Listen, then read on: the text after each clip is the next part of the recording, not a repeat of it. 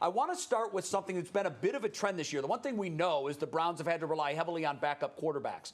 But we also know that through all of this quarterback musical chairs, there hasn't been one quarterback that's been able to avoid the third game trap. In other words, some have put 2 good games together, and Flacco has, but yet this year, no one has done it 3 times in a row. Guys, why will Joe Flacco break that trend this week and make it 3 straight good games? Well, listen, I think he's going to do it. A, he has the experience level. B, because Kevin Stefanski is going to call a game plan that he's going to be able to digest, throw the football, and be able to be, respectable in terms of finding his marks. I think this team is a little different, and I know people don't like the Disney magic. It is the holiday season, but I just think this team is different. I think right now, for the next 5 games, I think Joe Flacco is locked in, and he's playing like the young Joe Flacco and excited to be back in the league. Here's why it'll work, because Joe just got here and he's already picking up Kevin's offense, and the more that he's here, it actually fits what Joe does perfectly. Kevin and Joe actually fit really well together, because Kevin, one thing that we've learned that he really likes to do is he likes quarterbacks under center and he likes play action. And we got the numbers to back it up that it works. Coming off of play action, well, there you see the formation, the pre-snap formation. He's got Joe under center more than any other quarterback this year. It's only 2 games, but if anything, I think this is going to stay consistent or even go up. And that number, by the way, of Flacco at 48% under center is right in line with where he's been for his career.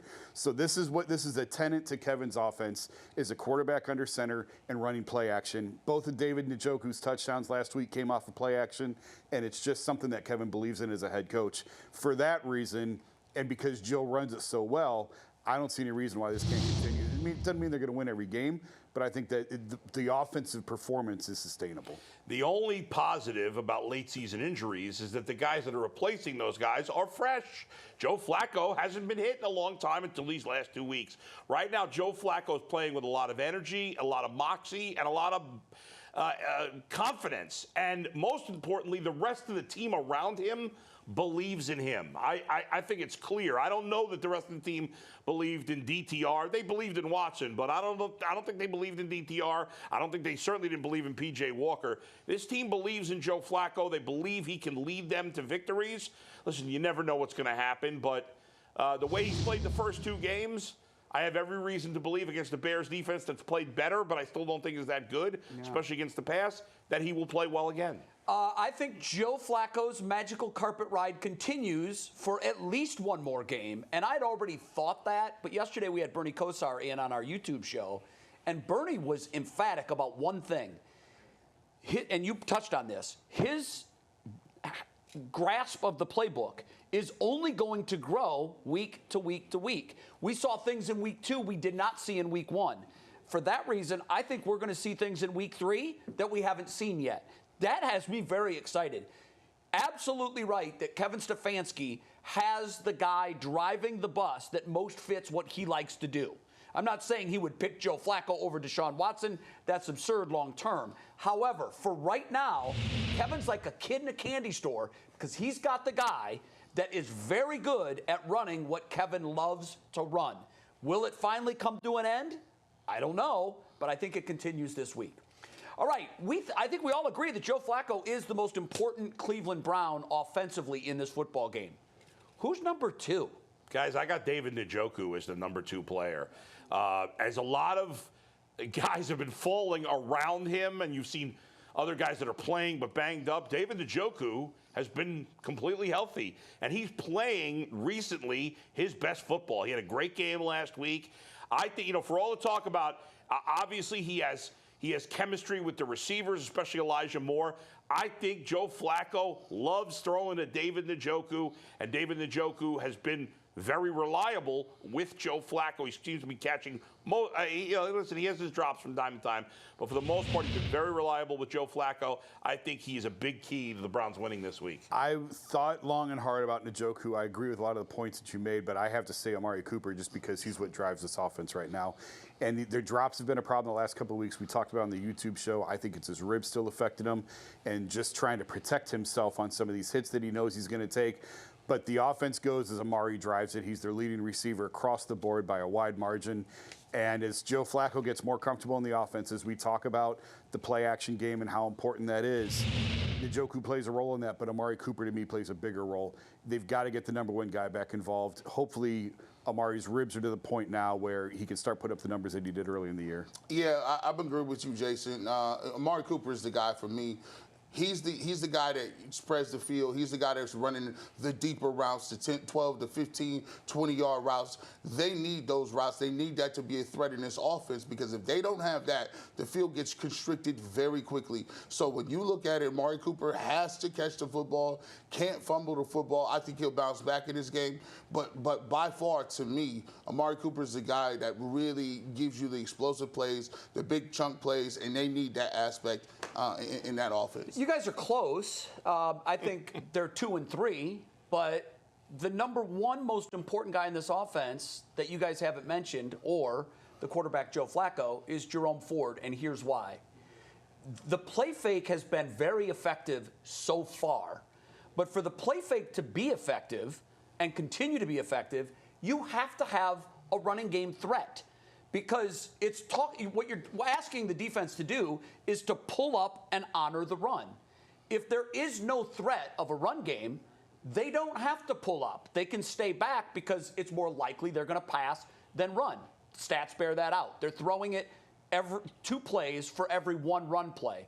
Jerome Ford is going to need to reestablish the Browns' running game so the play fake is more effective. And if he can do that early, I think it's very important that they get the running game on track in the first quarter. If he does that, talk about opening up the field, the back end of the field is open all day long because they have to honor that play fake. All right, next, Browns offensive line. One of the mysteries to me this year is how they've been able to be so successful with the wings of that offensive line changing constantly. They're down to their, 4th and 5th tackles right now? Mm-hmm. Browns offensive line, Bears defensive line. We talk about the point of attack being so critical. Who has the advantage in that matchup? Listen, I'm gonna go. This may seem tough. I'm gonna go with the Bears. I like Montez Sweat and the fact that he's been playing so much better, and the defense is playing so much better for the Bears since he's come along the last 5 or 6 games. And the reason I give them the edge is because of the perimeter of our offensive line. When you look at Hudson, he's had a lot of penalties. He's had a lot of jumping penalties. And those penalties, when you got an offense that is not going to be explosive, it needs to move the chains, stay ahead of the sticks, you can't have that. To me, their defensive line is a little bit better than the Browns, given the fact that their tackles in the middle, we know it's solid. We know what we got in Teller and Batonio. Poaches hasn't played it as well. And if Poaches is not in the game, that means you got Harris. And so now you just have the 2 guards. So for me, I'm going to go with the Bears by a small margin because I just like their edge rushers better than our tackles. We got the news this week that DeJuan Jones and Jed Wills are done for the year, but they've already been without them for so long that it doesn't really change anything. This unit, while it's not ideal, has figured out how to play together. The tackles are a concern, but I'm going to take the Browns just because we've seen enough out of them to know that they can get by. Now, Posick wasn't on the practice field today. That's an issue. If he's missing at center, then Harris probably slides in at center, and Michael Dunn maybe becomes that hybrid guy of just sort of moving around everywhere. We know the Browns like to go heavy. They like to go jumbo sets, so that's nothing new for them. They know how to adjust to this. Bill Callahan's the best offensive line coach in the country, and they just figure out a way to get it done. Give me the Browns. Jason said it at the end, although it was funny, you said country, as if it's a college team. College coaches, too. Yeah. NFL and college that's coaches. it. Bill Callahan gives the Browns the advantage. You know, the Bears' defensive line, they've done a nice job against the run, but in the pass, they don't have anything outside of Montez Sweat. And we've seen with a way more talented Myles Garrett that if you only have one pass rusher, you don't have much of a pass rush. They're near the bottom of the barrel in sacks. They have nobody with more than 4, I think, or 4.5. Their leading sack guy, Yannick Ngakoue, is gone. He's done. He's not playing. So, yes, the Ethan Pochich thing made it a little closer for me because it's trending towards him not playing. But we saw with 2 nobodies at tackle last week, they did a great job. Joe Flacco got sacked once, got hit 3 times. Plus, Joe Flacco, you factor that in. He's smart. He gets rid of the ball when he needs to. It's not a huge edge because of the injuries, but I'm going with the offensive line. Yeah, I did have Browns slight edge, but the Postage news is concerning to me. I mean, so we asked this question this week on our internet show. is there a tipping point where all of a sudden you look at the injuries and you say, okay, like next man up is cool and everything, but we're running out of men?